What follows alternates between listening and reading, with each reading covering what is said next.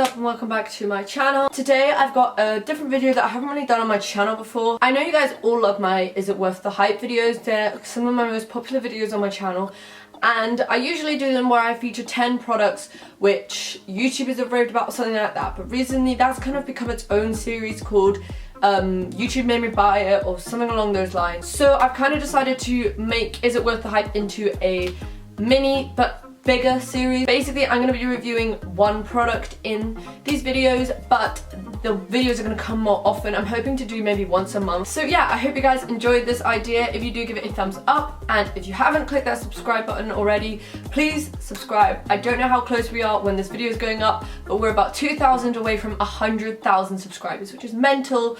So yeah, if you haven't already subscribed, click it down below, and I'm going to go ahead and get on to this video. So if you didn't know, I was recently in Paris, and obviously in Paris they have a Sephora. I spent a whole lot of money in Sephora, and I promise you guys I'm going to be doing a Sephora haul next week. But one of the things that I picked up in Sephora was a $100, well actually it was 95 euros, but on Sephora.com it's $100, and it's an eyeshadow palette. Now this palette is from Marc Jacobs, and basically I wasn't originally going to buy it. I had no intentions of buying it, and I didn't even know it existed before I walked into Sephora. One of the people from Marc Jacobs like tapped me on the shoulder and was like, "Oh, what do you think of this palette?" Like obviously trying to sell it to me. She told me at the beginning that it was $100, and I was like, okay, I'm not gonna buy this. And after like 3 minutes of her talking to me, she was like, "What do you think?" And I was like, I don't want to be rude and be like, "Oh no," after she had like explained the product to me for like minutes. So I was just like, "Oh, can I swatch some shades?" And then I was gonna swatch the shades and walk away being like, "No thank you." I ended up swatching one shade, and I was like, I'll take the palette. Like, oh my god, I was so obsessed with this palette. So the palette is the Marc Jacobs, what's it called? Star Icon number 20 in the style 240 About Last Night. And this is what it looks like. It comes in like a gold palette, and this is what the inside looks like. So it comes with a huge mirror, and then it comes with a whole different array. It comes like in pretty much every, obviously not every colour, but it comes in so many different, like it does give you a wide variety of shade colours. Now talking a little bit about the price and the logistics, this palette was $99 but 95 euros. I'm going to be going off the price of dollars because I did all my research for comparisons along the side of dollars. So this palette on the Sephora website is $99. This palette comes with 20 different eyeshadow shades, and 0.85 grams is one color. I'm just gonna do 100 because like that $1 is that really much of a difference, you know? So 100 divided by 20 is $5. You're paying $5 for a shade in this palette. Comparing these to Makeup Geek single shadows and MAC Cosmetics single shadows, a Makeup Geek shadow is $6, and in that you get 1.5 grams if I'm correct.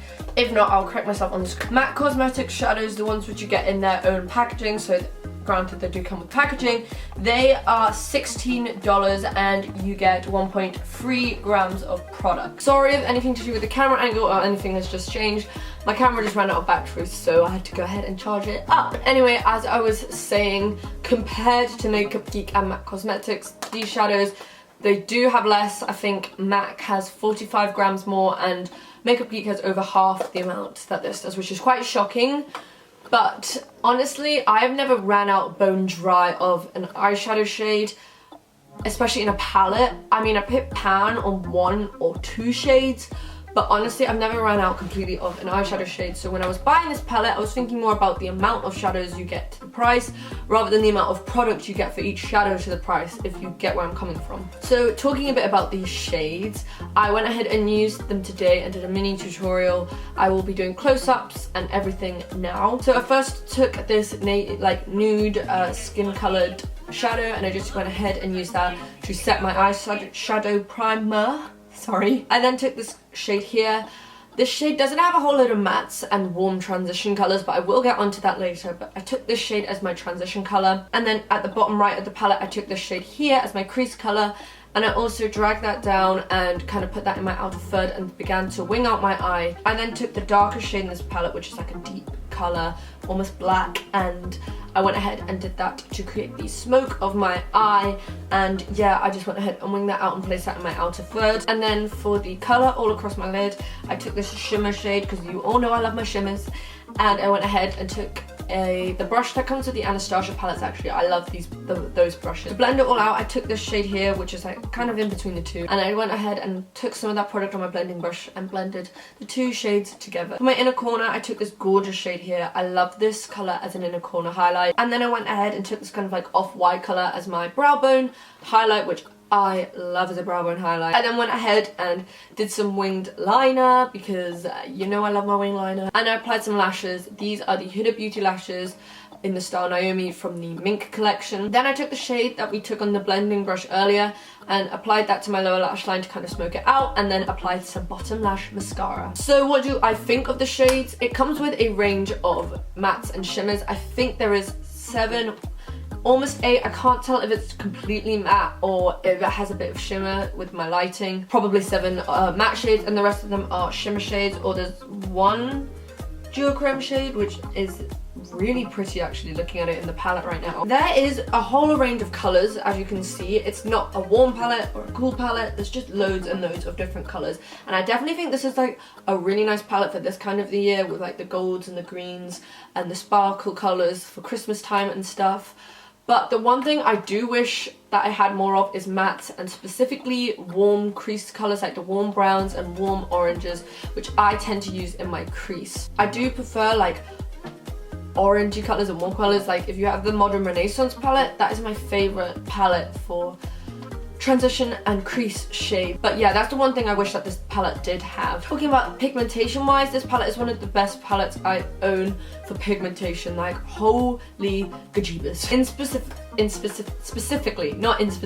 Specifically this shade here. Like, can we just appreciate that shade?